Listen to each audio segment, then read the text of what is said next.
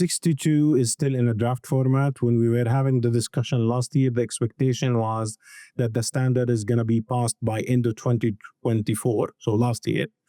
Obviously, that did not take place, so they've actually delayed the draft after I would say, at least the strong feedback from the market, and they're revising the draft. And now the expectation is that it's going to be published maybe towards the end of the year or next year.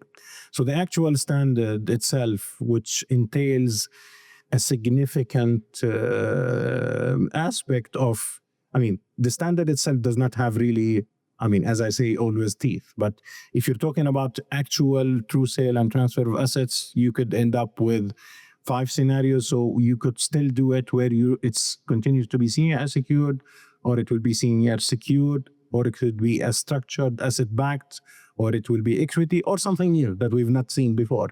So these 5 options continue to be there until the draft is there.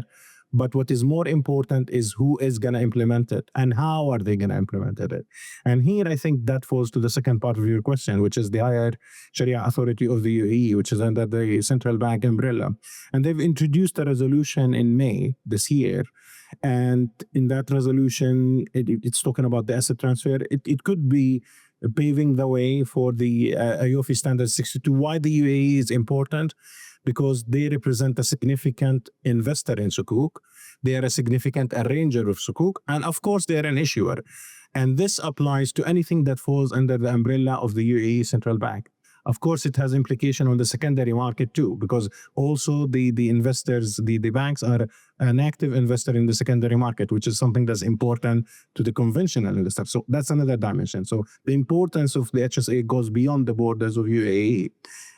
We've seen 2 transactions where this has been included on the corporate side, where the actual transfer of assets is going to occur if there is an actual default-like event. So these 2 are sub-investment grade transaction on the property sector. It's Bilghadi and Arada, so we've rated both transactions. And in these cases, the documentation stipulates that there is an obligation to irrevocably transfer the assets if there is a default scenario under the obligations of the documentation. Now, the view that we took is that we say, okay, this is not a transfer at the beginning of the issuance. It's not at initiation. It's conditional. It's conditional at a distressed scenario. We said that it is unlikely that the issuer is going to transfer an asset under such a scenario. And we're not confident if the legal systems and the regulations will allow such a transfer.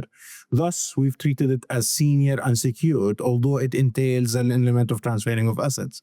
That is important not only on the rating of that specific sukuk and instrument, but if it's dealt differently, it will cause a reassessment of the whole debt structure and ranking of that issuer if you say that this is senior secured, for example, or it has a higher ranking. So we did not take that view. We're assessing it, and if things develop in a different way, we will reassess, because this is just recent. So we rated these transactions just in July.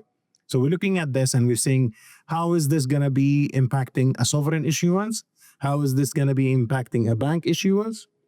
So early stages still, there is uncertainties, but what we saw so far in the corporates did not cause us to change our opinion, thus less disruptive than anticipated if it was an asset-backed transaction, which transforms the whole credit story.